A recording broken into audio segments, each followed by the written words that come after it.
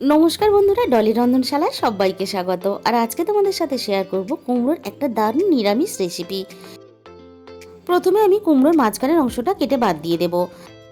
আর এখানে আমি প্রায় 600 গ্রাম পরিমাণ কুমড়ো নিয়েছি। কুমড়োর মাঝখানের অংশটা আমি খুব ভালোভাবে এইভাবে পরিষ্কার করে নিলাম। আর কুমড়োর এই দানাগুলো কিন্তু আমি ফেলে দেব না, খুব ভালোভাবে ধুয়ে পরিষ্কার করে আমি শুকিয়ে রেখে দেবো, অন্য কোনো রেসিপিতে কাজে লাগিয়ে নেব। আর প্রথমে আমি কুমড়োটা মাঝখান থেকে এইভাবে অর্ধেক করে কেটে নেব। যেহেতু কুমড়োর পরিমাণটা অনেক, তাই আমি অর্ধেক কুমড়ো রান্না করব আর অর্ধেক কুমড়োটা আমি রেখে দেব।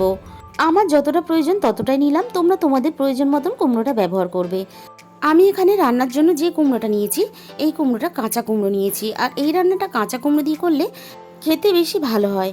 তবে তোমরা যদি একেবারে কাঁচা কুমড়ো না পাও, তাহলে পাকা কুমড়ো দিয়েও রান্নাটা করে নিতে পারো। তবে কাঁচা কুমড়ো দিয়ে করলে খেতে বেশি ভালো হয়। ভাজা করার জন্য যেভাবে আমরা কুমড়ো কাটি, সেইভাবেই এখানে কুমড়োটা আমি কেটে রেডি করে নেব। আর এই রান্নাটা করার জন্য আমি খোসা সমেতই কুমড়োটা কেটে নেব। কাঁচা কুমড়ো খোসা সমেত রান্না করলে খেতে বেশি ভালো লাগে। আর বেশ এরকম একটু মোটা মোটা রেখে কুমড়োটা আমি কেটে রেডি করে নিয়েছি। আর খোসা সমেত এরকম একটু মোটা করে কুমড়ো কেটে নিলে তাহলে কুমড়োটা রান্নার সময় সহজে গলে যাবে না। এবার আমি কুমড়োটা খুব ভালোভাবে ধুয়ে পরিষ্কার করে নেব।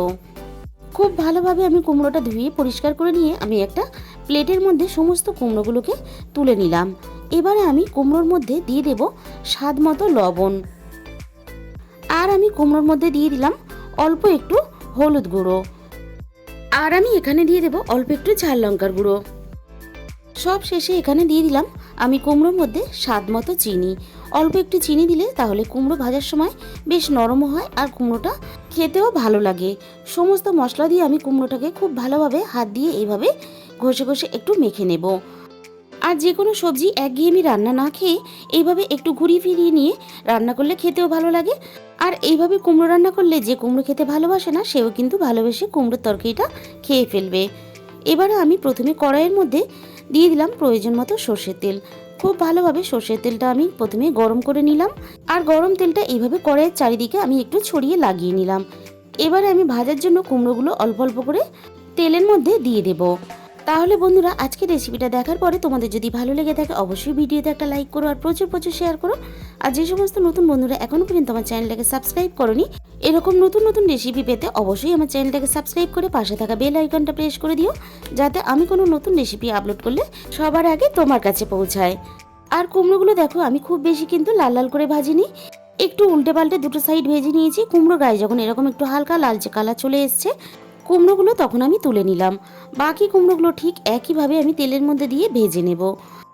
এখানে খুব ভালোভাবে কুমড়োটা ভেজে নরম করে নিলে তাহলে তরকারির মধ্যে দেওয়ার সাথে সাথেই কিন্তু গলে যেতে পারে কুমড়োটা। তাই এইভাবে একটু কাঁচা রেখে ভেজে নামিয়ে নিতে হবে। বাকি কুমড়োগুলো ঠিক আমি একইভাবে ভেজে রেডি করে নিলাম। বাকি ভাজা কুমড়োগুলো আমি কড়াই থেকে নামিয়ে নিলাম। এরপর কড়াইয়ের মধ্যে আমি আরও একটু 1 চামচ পরিমাণ সর্ষের তেল দিয়ে দিলাম। আর এই রান্নাটা অবশ্যই সর্ষের তেলে করবে, সর্ষের তেলে রান্নাটা করলে খেতে ভালো লাগে। ফোড়নে আমি এখানে দিয়ে দিলাম একটা শুকনো লঙ্কা, আর দিয়ে দিলাম অল্প একটু কালো সর্ষে, আর দিয়ে দিলাম অল্প একটু আদা বাটা। সব শেষে এখানে দিয়ে দিলাম স্বাদ মতো লবণ। এবার আমি ফোড়নের সাথে আদা বাটাটা একটু কয়েক সেকেন্ড নাড়াচাড়া করে ভেজে নেব। এই সময় গ্যাসের ফ্লেমটা একেবারে লোতে দিয়ে ভাজবে, তা না হলে আদা আর সর্ষেটা পুড়ে গিয়ে তেতো হয়ে যেতে পারে। এখানে আমি অল্প একটু মশলা ধোয়া জল দিয়ে দিলাম। এবারে আমি এখানে দিয়ে দেব 1/2 চামচের একটু কম হলুদ গুঁড়ো, আর দিয়ে দিলাম এখানে 1/2 চামচের একটু কম ঝাল লঙ্কার গুঁড়ো, অল্প একটু কাশ্মীরি লঙ্কার গুঁড়ো শুধুমাত্র কালারের জন্য। এরপর আমি এখানে দিয়ে দিলাম 1/2 চামচ ধনে গুঁড়ো, আর দিয়ে দেবো এখানে 1/2 চামচের একটু কম ভাজা জিরের গুঁড়ো। এবার আমি খুব ভালোভাবে মশলাটা কষিয়ে নেব। আর এইভাবে নিরামিষ কুমড়ো রান্না করলে যে এতটাই টেস্টি হয়, তোমরা না বানিয়ে খেলে কিন্তু বুঝতেই পারবে না। কুমড়োর এই রেসিপিটা একদিন হলেও তোমরা বাড়িতে বানিয়ে খেয়ে দেখো, গরম গরম ভাতের সাথে দারুণ লাগে। সমস্ত মশলা আমার খুব ভালোভাবে এখানে কষানো রেডি হয়ে গেছে। এবারে আমি এখানে প্রয়োজন মতো জল দিয়ে দিলাম। বেশি কিন্তু এখানে জল দেওয়ার প্রয়োজন নেই, কারণ এই রান্নাটা খুব বেশি ঝোলঝোল হলে খেতে ভালো লাগবে না। অল্প একটু গ্রেভি থাকবে, সেই হিসাব করেই এখানে জলটা দিতে হবে। খুব ভালোভাবে আমি মশলাটা মিশিয়ে দিলাম। এবারে যখন এইভাবে ঝোলটা অল্প অল্প ফুটতে শুরু করবে, ভেজে রাখা কুমড়োগুলো একে একে আমি ঝোলের মধ্যে দিয়ে দিলাম। সমস্ত ভাজা কুমড়োগুলো আমি এখানে ঝোলের মধ্যে দিয়ে দিলাম। সমস্ত কুমড়োগুলো আমি খুব ভালোভাবে ঝোলের সাথে মিশিয়ে দিয়ে আমি খুব ভালোভাবে এখানে কুমড়োগুলো সিদ্ধ হতে দেব।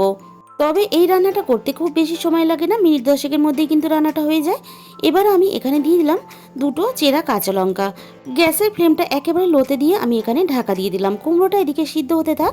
এবারে একটা মশলা বানানোর জন্য আমি এখানে নিয়ে নিলাম 1 চামচ পরিমাণ কালো সর্ষে, আর দিয়ে দিলাম অল্প একটু রাঁধুনি। এবার আমি সামান্য পরিমাণ জল দিয়ে দিলাম। এখানে আমি কালো সর্ষে ব্যবহার করেছি, তোমরা চাইলে কিন্তু সাদা কালো দুরকম সর্ষে ব্যবহার করতে পারো। আর সর্ষের সাথে অল্প একটু রাঁধুনি দিলে তাহলে তরকারি ফ্লেভারটা খুব ভালো আসে আর খেতেও ভালো লাগে। তবে তোমাদের কাছে যদি রাঁধুনি না থাকে তাহলে দেওয়ার কোনো প্রয়োজন নেই, তাতে স্বাদের কোনো পরিবর্তন হবে না। মশলাটা আমি বেটে রেডি করে নিলাম। এবার আমি এদিকে ঢাকা খুলে দেখে নেব কুমড়োটা এখানে দেখো খুব সুন্দর করে সিদ্ধও হয়ে গেছে আর ঝোলটাও অনেকটা কমে গেছে। আর কুমড়োটা দেখো এখানে বেশ গোটা গোটা আছে, এরকম গোটা গোটা রেখেই কিন্তু রান্নাটা করে নিতে হবে। এবারে আমি এখানে বেটে রাখা মশলাটা দিয়ে দিলাম, আর সাথেই দিয়ে দেবো এখানে বেশ খানিকটা পাতি লেবুর রস।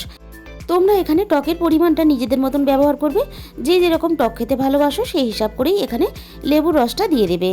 এবারে সব শেষে স্বাদের ব্যালেন্সের জন্য অল্প একটু চিনি দিয়ে দিলাম। সব কিছু খুব ভালোভাবে হালকা হাতে আমি নেড়েচেড়ে মিশিয়ে নেব। মশলাটা এখানে হালকা হাতে মিশিয়ে নিয়ে আমি এখানে সব শেষে দিয়ে দিলাম 1 চামচ পরিমাণ কাঁচা সর্ষের তেল। আর অল্প একটু কাঁচা সর্ষের তেল দিলে রান্নার স্বাদটা কিন্তু আরও দ্বিগুণ হয়ে যায়। এবার সব কিছু আবারও আমি খুব ভালোভাবে হালকা হাতে মিশিয়ে দিলাম। তাহলে গরম গরম ভাতের সাথে বা রুটির সাথে খাওয়ার জন্য দুর্দান্ত স্বাদের একটা নিরামিষ কুমড়ো রেসিপি রেডি হয়ে গেল। তাহলে আজকের রেসিপিটা এই পর্যন্ত, দেখা হবে অন্য কোনো নতুন রেসিপির সাথে। আর তোমাদের মূল্যবান সময় দিয়ে এতক্ষণ আমার এই রেসিপিটা দেখার জন্য তোমাদের সবাইকে অসংখ্য ধন্যবাদ। আর সবাই সুস্থ থেকো, ভালো থেকো, আর পরের রেসিপিটা ঠিক সময়ে দেখে নিও।